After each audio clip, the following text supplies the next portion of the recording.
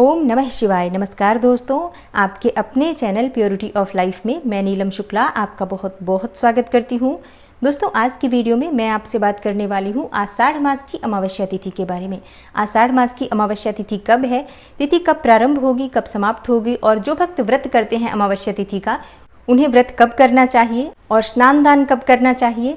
दीपदान का विशेष महत्व होता है, तो आज हमें कब और कहाँ दीपदान करना चाहिए, किन वस्तुओं का आज हमें दान करना चाहिए और किसे दान करना चाहिए। अमावस्या के दिन हमें क्या करना चाहिए, क्या नहीं करना चाहिए, और किन बातों का ध्यान रखें कि माँ लक्ष्मी का स्थिर वास हमारे घर में हो। पितृदोष की समाप्ति के लिए आज विशेष रूप से हमें क्या करना चाहिए, ये संपूर्ण जानकारी आपको आज की वीडियो में मैं शेयर करने वाली हूँ। तो वीडियो को पूरा जरूर देखिए, और अगर आपको आज की वीडियो अच्छी लगे तो लाइक भी जरूर कीजिए, शेयर भी जरूर कीजिए फैमिली फ्रेंड्स के साथ। और चैनल पर पहली बार आए हैं, अगर अभी तक आपने चैनल को सब्सक्राइब नहीं किया है तो आज की वीडियो अगर आपको अच्छी लगे तो चैनल को सब्सक्राइब जरूर कर लीजिए और बेल बटन को भी प्रेस कर लीजिए। तो इससे ये होगा कि इस चैनल पर जो नई वीडियो अपलोड होंगी उनकी नोटिफिकेशन आपको सही समय पर प्राप्त होगी। दोस्तों, वैसे तो अमावस्या तिथि पितरों को समर्पित होती है, लेकिन आज के दिन माँ लक्ष्मी की भी विशेष कृपा प्राप्त होती है अगर हम माँ लक्ष्मी की पूजा आराधना करें तो, क्योंकि शास्त्रों के अनुसार अमावस्या तिथि के दिन माँ लक्ष्मी की पूजा करने से स्थिर लक्ष्मी का वास होता है और पितरों का आशीर्वाद भी प्राप्त होता है। आषाढ़ मास की अमावस्या जो कि बहुत महत्वपूर्ण मानी जाती है किसानों के लिए भी, तो आज के दिन हमें पौधे जरूर लगाने चाहिए। आषाढ़ मास की अमावस्या को हलहारिणी अमावस्या कहा जाता है। तो आज के दिन अगर हम पेड़ पौधे लगाते हैं, कहीं पर भी सार्वजनिक स्थल पर या फिर किसी मंदिर में एक छोटे से गमले में भी पौधा लगाते हैं, तो इससे भी हमें हमारे पितरों का आशीर्वाद प्राप्त होता है और हमें जीवन में तरक्की मिलती है। आज के दिन यानी अमावस्या तिथि के दिन प्रातःकाल जल्दी उठकर स्नान करना चाहिए। वैसे तो पवित्र नदियों में स्नान करना चाहिए, लेकिन अगर आप पवित्र नदियों में स्नान करने नहीं जा पाते हैं तो अपने घर में भी स्नान के जल में गंगा जल मिलाकर, गंगा जल मिश्रित जल से आप स्नान करते हैं अगर, तो इससे भी आपको गंगा में स्नान के बराबर ही पुण्य फल प्राप्त होता है। तो सूर्योदय से पहले उठकर स्नान कर लीजिए। उसके बाद आपको भगवान सूर्यदेव को जल अर्पित करना चाहिए, और भगवान सूर्यदेव को जल अर्पित करते समय आपको एक पात्र में जल भरना है। उस जल में आपको थोड़ी सी रोली, हल्दी, अक्षत, गुड़ और अगर आपके पास उपलब्ध हो लाल पुष्प तो आप लाल पुष्प डालकर भगवान सूर्यदेव को ओम घृणी सूर्याय नमः कहते हुए जल अर्पित कीजिए। और भगवान सूर्यदेव को जल अर्पित करने के बाद अपने घर के मंदिर में पूजा कीजिए। उसके बाद अगर घर के आसपास कोई शिवालय हो, कोई शिव मंदिर हो, तो वहां जाकर भगवान शिव को आप जल अवश्य अर्पित कीजिए। इसके लिए आप एक पात्र में थोड़ा सा कच्चा दूध, जल और काले तिल डालकर और इसमें थोड़ा सा गुड़ या शक्कर डालकर भगवान शिव को आप ओम नमः शिवाय का जप करते हुए जल अर्पित कीजिए और प्रार्थना कीजिए। किसी भी प्रकार का पितृदोष हो निश्चित ही दूर होता है। और अमावस्या तिथि पर आपको पीपल में जल अवश्य अर्पित करना चाहिए। तो पीपल में आपको थोड़ा सा कच्चा दूध अवश्य अर्पित करना चाहिए। कच्चा दूध, जल, काले तिल और गुड़ मिलाकर पीपल की जड़ में भगवान श्री हरि विष्णु का और अपने पितृ देवताओं का ध्यान मन में करते हुए आप जल अर्पित कीजिए। उसके बाद पीपल की 7 परिक्रमा करनी चाहिए आपको, और पीपल के पास आपको तिल तेल या सरसों के तेल का दीप प्रज्वलित करना चाहिए और अपने पितरों का मन में ध्यान करते हुए उनसे प्रार्थना करें कि जो भी आपके जीवन में परेशानियां हैं, जो भी समस्याएं हैं, चाहे संतान प्राप्ति में, धन प्राप्ति में, या आप कर्ज से घिरे हुए हो, नौकरी में, व्यापार में आपके परेशानियां आ रही हैं, घर में बहुत अधिक कलह क्लेश रहता हो, मतलब जो भी परेशानियां आपके जीवन में हैं, अपने पितरों से प्रार्थना कीजिए कि वो सभी परेशानियां दूर हो। देखिए, आज के दिन अगर आप पीपल वृक्ष की पूजा करने के बाद वहीं खड़े होकर अपने पितरों का ध्यान करके अपने मन की परेशानियां कहते हैं तो निश्चित ही आपको आपकी परेशानियों से मुक्ति मिलती है, और जो भी आपकी मनोकामना है आपके पितृ देवता उसे अवश्य ही पूर्ण करते हैं, क्योंकि अमावस्या तिथि पितरों के निमित्त बहुत ही श्रेष्ठ तिथि मानी जाती है। तो आज के दिन हमें पितरों के निमित्त दान अवश्य करना चाहिए। और दान किन चीज़ों का करना चाहिए?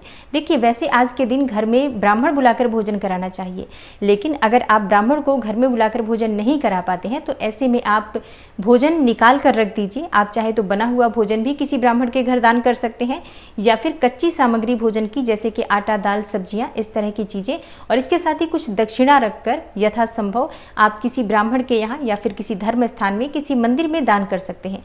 इससे आपके पितरों का आशीर्वाद आपको प्राप्त होता है।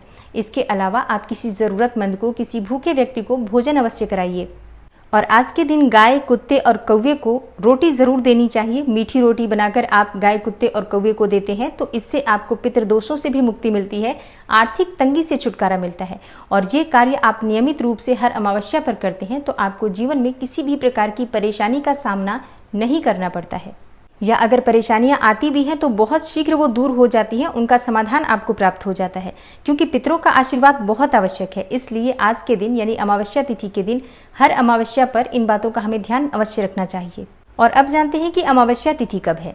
देखिए, अमावस्या तिथि प्रारंभ हो रही है 28 जून को सुबह 5:53 पर और समाप्त हो रही है 29 जून को सुबह 8:23 पर। तो ऐसे में इस बार की जो अमावस्या है 2 दिन की अमावस्या है। 28 जून को भी अमावस्या रहेगी और 29 जून को भी अमावस्या मानी होगी, क्योंकि प्रातःकालीन सूर्योदयकालीन अमावस्या तिथि हमें 29 जून को भी प्राप्त हो रही है।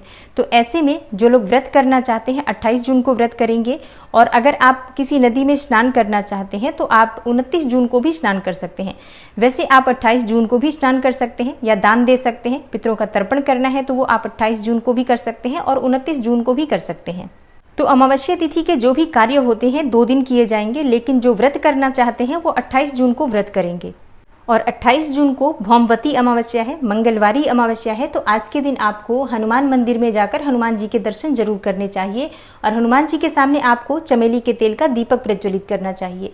हनुमान जी को आज आप बूंदी के लड्डुओं का भोग अर्पित करें और उनसे प्रार्थना करें तो शीघ्र ही आपको रोग, ऋण और शत्रुओं से मुक्ति मिल जाती है। किसी भी प्रकार की आर्थिक तंगी हो तो भौमवती अमावस्या के दिन अगर आप हनुमान जी से प्रार्थना करते हैं तो शीघ्र ही आपको आर्थिक तंगी से छुटकारा मिलता है।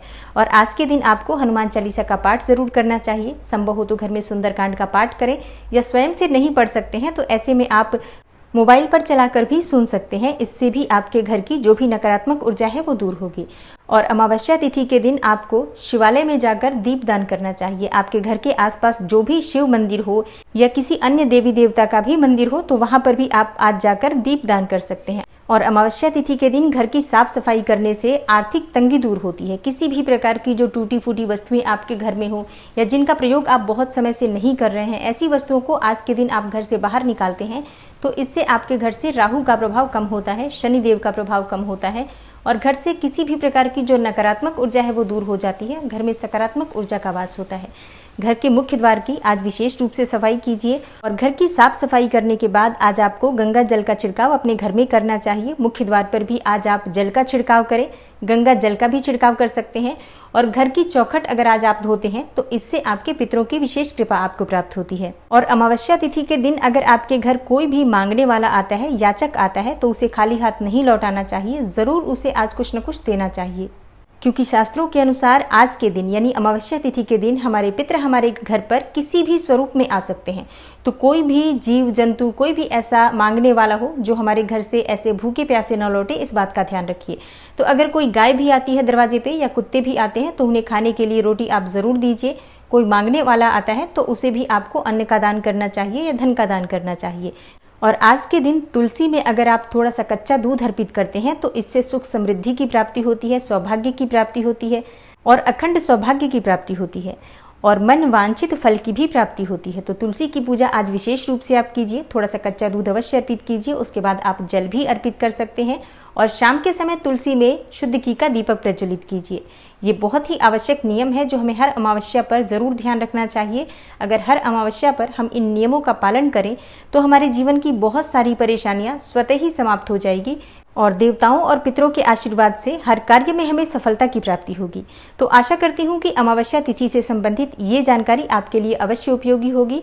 अगर आपको आज की वीडियो अच्छी लगी हो, थोड़ी सी भी आपके लिए हेल्पफुल हो, तो वीडियो को लाइक ज़रूर कीजिए और शेयर भी ज़रूर कीजिए फैमिली फ्रेंड्स के साथ। चैनल पर पहली बार आए हैं, अगर अभी तक आपने चैनल को सब्सक्राइब नहीं किया है तो आज की वीडियो अगर आपको अच्छी लगे तो चैनल को सब्सक्राइब ज़रूर कर लीजिए और बेल बटन को भी प्रेस कर लीजिए। तो इससे ये होगा कि इस चैनल पर जो नई वीडियो अपलोड होंगी उनकी नोटिफिकेशन आपको सही समय पर प्राप्त होगी। मैं मिलती हूँ आपसे अगली वीडियो में, तब तक के लिए नमस्कार।